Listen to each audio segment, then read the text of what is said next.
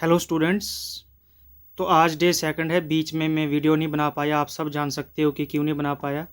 तो आज हम लास्ट टाइम में आपको कोप्राइम नंबर्स के बारे में बता रहा था कि कोप्राइम नंबर्स क्या होते हैं। कोप्राइम नंबर्स दो ऐसे नंबर्स होते हैं जिनमें जो कॉमन फैक्टर होता है, no common factor other than one. One को छोड़ के और कोई भी कॉमन फैक्टर नहीं होता है। जैसे 4 और 7, 4 और 7 जो है ये क्या है, कोप्राइम नंबर है। 5, 7, 9 ये भी क्या है हमारे पास बच्चों, कोप्राइम नंबर है। क्यों ये कोप्राइम नंबर है? क्योंकि 5 या तो 5 के टेबल में आएगा या तो 1 के टेबल में आएगा। 7 या तो 7 के टेबल में आएगा या तो 1 के टेबल में आएगा।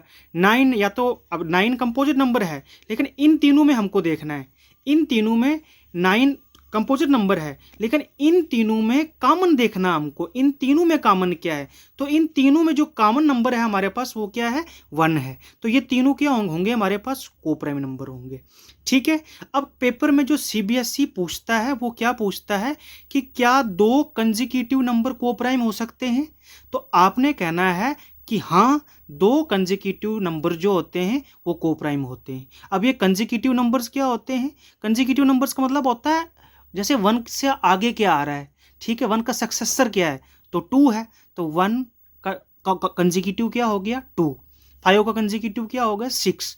तो हमेशा दो कंजिक्यूटिव नंबर्स जो होते हैं वो हमेशा क्या होते हैं, कोप्राइम होते हैं। इसको नोट डाउन कर दो बच्चे, क्योंकि ये बहुत इंपॉर्टेंट है। जैसे 2, 3 हो गया, 3, 4 हो गया, इन दोनों में 1 के अलावा क्या कॉमन निकाल सी। अगर पेपर में आपसे ये भी पूछा जाए कि 3 और 4 का एचसीएफ क्या होगा, तो आप क्या कहोगे, 1।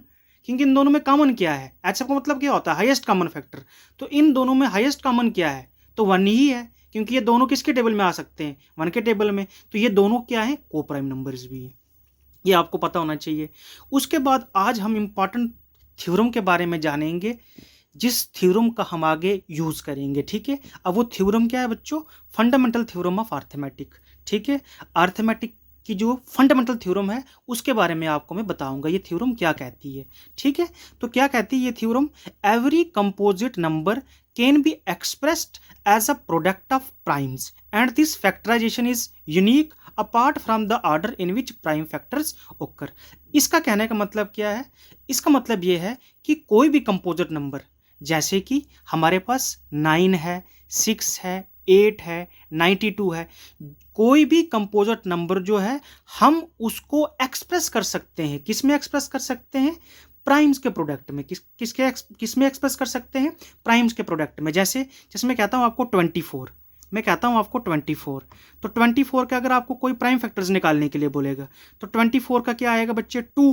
2 के बाद 2 12 जार, फिर आप करोगे 2 6 जार। ठीक है। तो फिर आप क्या करोगे बच्चे, 2 3 जार 6 करोगे, फिर 3 1 जार आएगा। तो इस तरीके से अगर आपको कोई पूछेगा कि 24 के हमारे पास 24 एक कंपोजिट नंबर है, इसको मैंने किस में एक्सप्रेस कर दिया, इस 24 को मैंने एक्सप्रेस कर दिया बच्चों, किस में एक्सप्रेस कर दिया बच्चे, प्रोडक्ट ऑफ प्राइम्स में एक्सप्रेस कर दिया। किस में एक्सप्रेस कर दिया बच्चों, प्रोडक्ट ऑफ प्राइम्स में एक्सप्रेस कर दिया।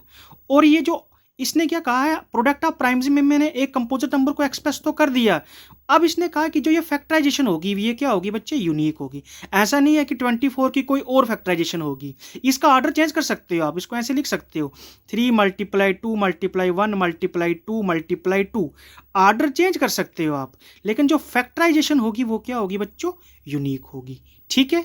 ये क्या कहती है, फंडामेंटल थ्योरम ऑफ अर्थमेटिक कहती है। Fundamental theorem of arithmetic simple ये कहती है कि किसी भी कंपोजिट नंबर को हम एक्सप्रेस कर सकते हैं, उसके फैक्टराइजेशन कर सकते हैं, उसके फैक्टर्स निकाल सकते हैं, किसमें, प्रोडक्ट ऑफ प्राइम्स में। जैसे कि मैंने एग्जांपल दी 24 एग्जांपल, जैसे 210, आप 210 के फैक्टर्स निकालोगे तो क्या हमारे पास प्राइम फैक्टर्स आएंगे, 2 3 5 7 1। तो 210 के ये क्या है बच्चे, प्राइम फैक्टर्स। इनका ऑर्डर आप चेंज कर सकते हो, लेकिन जो इनकी फैक्टराइजेशन हो रही है, जो इनके फैक्टर ये आ रहे हैं, ये नहीं कि यहाँ पे 2 है, यहाँ पे 3 और आगे 13 आएगा, वैसा नहीं होगा। जो फैक्टराइजेशन होगी वो क्या होगी बच्चों, यूनिक होगी। This is very very important theorem, that is fundamental theorem of arithmetic. ठीक है। ये आपको इसके बारे में पता होना चाहिए। उसके बाद एक और चीज़ बहुत सारे बच्चों को पेपर में पूछी जाती है, सीबीएसई के पेपर में पूछी जाती है कि अगर आप दो रेशनल नंबर्स को ऐड करते हो तो जाहिर सी बात है आप दो रेशनल नंबर्स को ऐड करोगे तो रेशनल नंबर ही आता है।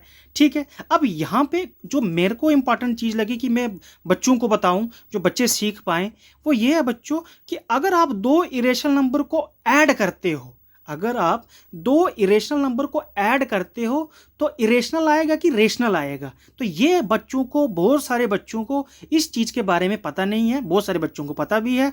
ठीक है, तो अगर आप दो इरेशनल नंबर्स को ऐड करते हो तो वो रेशनल भी हो सकता है और इरेशनल भी हो सकता है। जैसे मैंने एग्जांपल दी है कि दोबारा मैं एक बार फिर रिपीट करता हूं आपके लिए कि अगर आप दो इरेशनल नंबर्स को ऐड करते हो तो वो रेशनल भी हो सकता है और इरेशनल भी हो सकता है। जैसे रूट टू में अगर आप -√2 को ऐड करोगे तो 0 आता है, and all of us know that 0 is a rational number. ठीक है, अगर अब ये तो आ गई रेशनल नंबर की एग्जांपल। अब इसी तरीके से ये भी हो सकता है कि अगर मैं 2√3 प्लस 3√3 को ऐड करूंगा तो क्या आएगा, 5√3।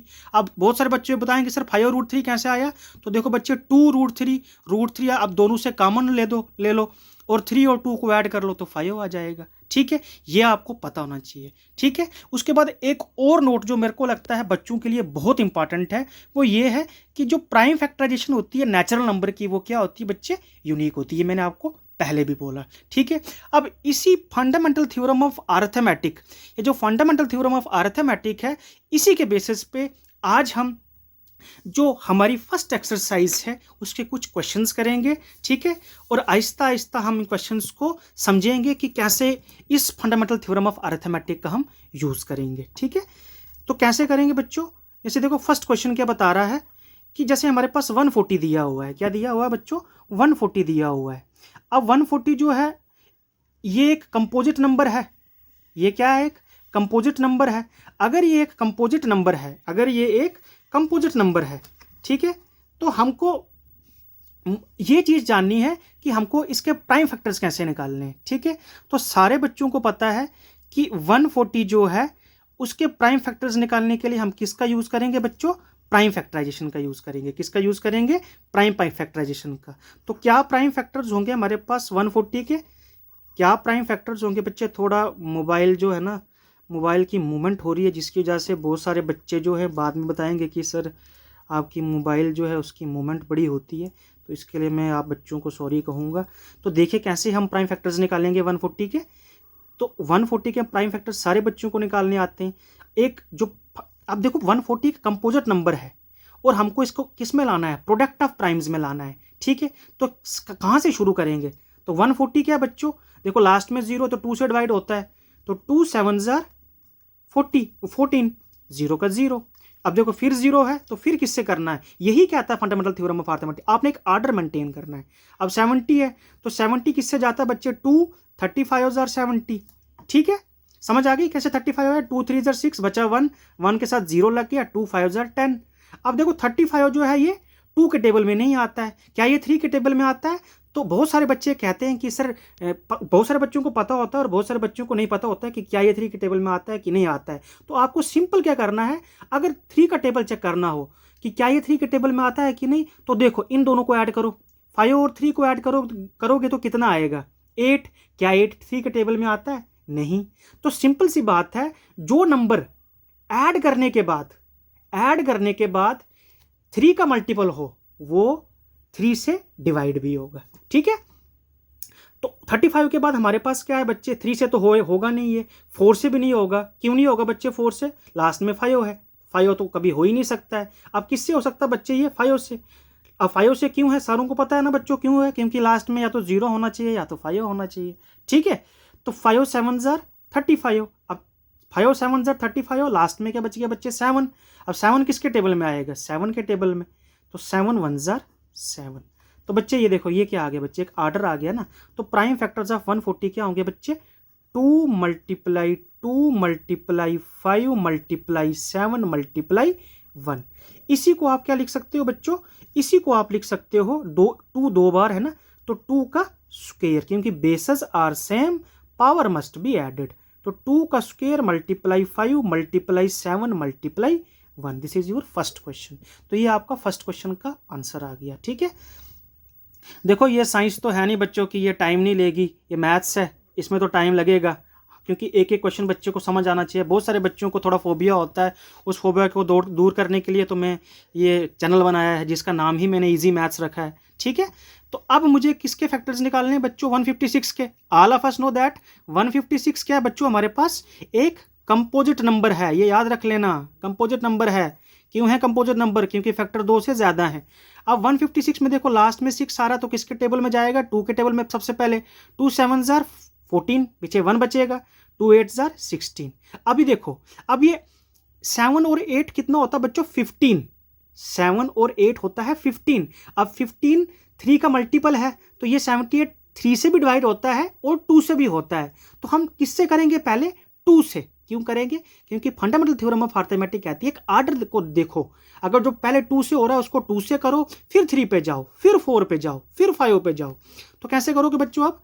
2 3 जार 6, पीछे 1 बचेगा। 2 9 जार 18।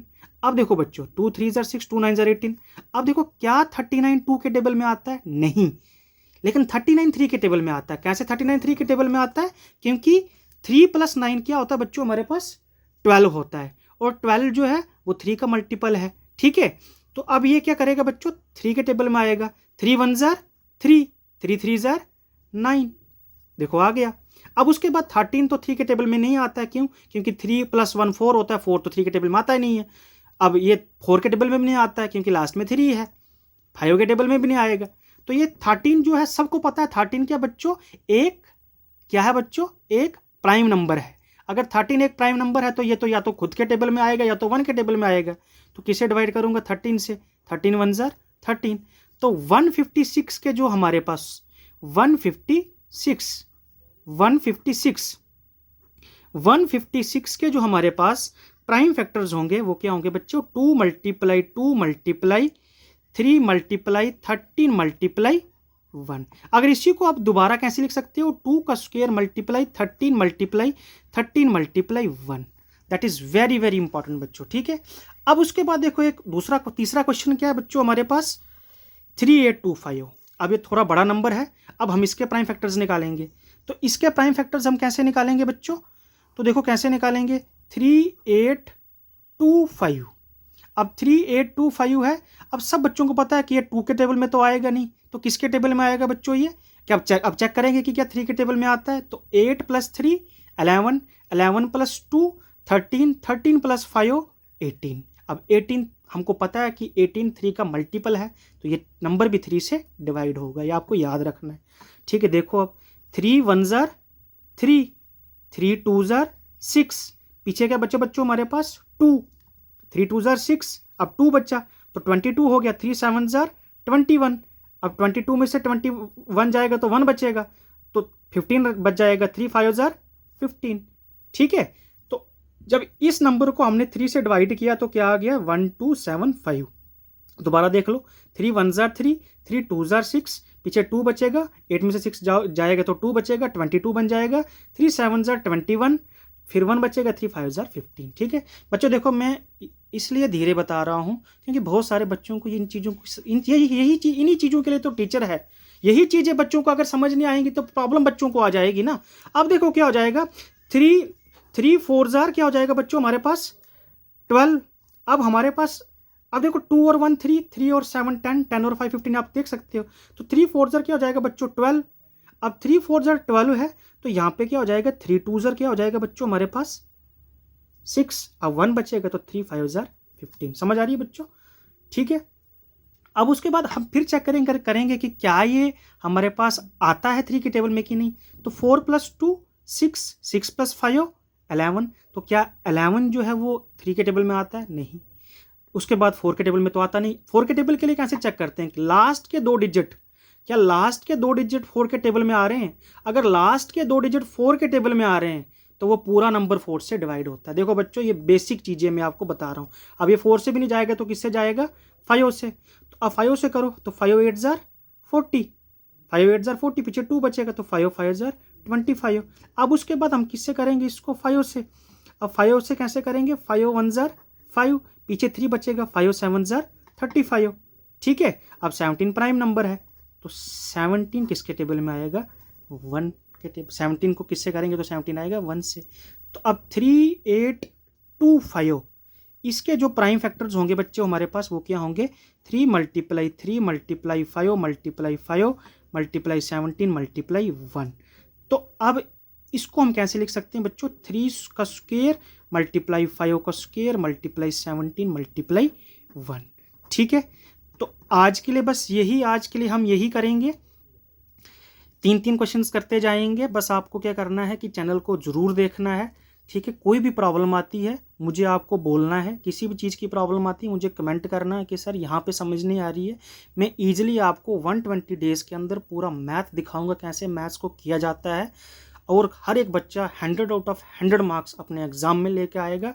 और क्रिस्टल क्लियर उसको कंसेप्ट होने चाहिए ताकि वो जहाँ भी जाए उसको ये प्रॉब्लम ना आए। और बहुत सारे बच्चों को कैलकुलेशन की प्रॉब्लम आती है, तो इस कैलकुलेशन की प्रॉब्लम के लिए मैं एक 10 डेज़ का चैलेंज ले लूँगा, जिसमें 10 दिन के अंदर मैं आप बच्चों को कैलकुलेशन सिखाऊंगा कि ये 35 कैसे 5 से जल्दी कैसे मल्टीप्लाई कर सकते हैं हम। जैसे बहुत सारे बच्चे करते हैं ना, कभी कभी ऐसे करते हैं सर, क्या बोलते हैं 15 × 25, तो करने में टाइम लगाते हैं। तो बच्चों को ये नहीं पता होता कि 15 को 25 से नहीं करना आपको इसको 20 + 5 से करना है। तो अब सबको पता है कि 20 + 5 क्या होता है 25, तो सबको पता है 15 × 2 क्या है 30, 0 का 0 प्लस 15 × 5 सबको पता कितना होता है 75। ठीक है, तो 300 + 75 कितना हो गया 375। ठीक है, तो ये चीज़ें मैं आपको सिखाऊंगा कितने जल्दी हम कैलकुलेट कर सकते हैं। ठीक है, तो आज के लिए बस यही आप कीजिए। ठीक है, कल जो है हमारा थर्ड जो डे होगा, थर्ड डे में हम आगे के क्वेश्चंस करेंगे। तब तक आप बस इन्हीं क्वेश्चंस को देखिए। ठीक है, तो ये जो थी हमारे पास एप्लीकेशंस थी किसकी, फंडामेंटल थ्योरम ऑफ, यही जो हमने क्वेश्चंस किए ये किसकी एप्लीकेशन थी, तो ये एप्लीकेशन थी फंडामेंटल थ्योरम ऑफ अर्थमेटिक, मतलब इसका यूज़ था ये। ठीक है, तो थैंक यू बच्चों।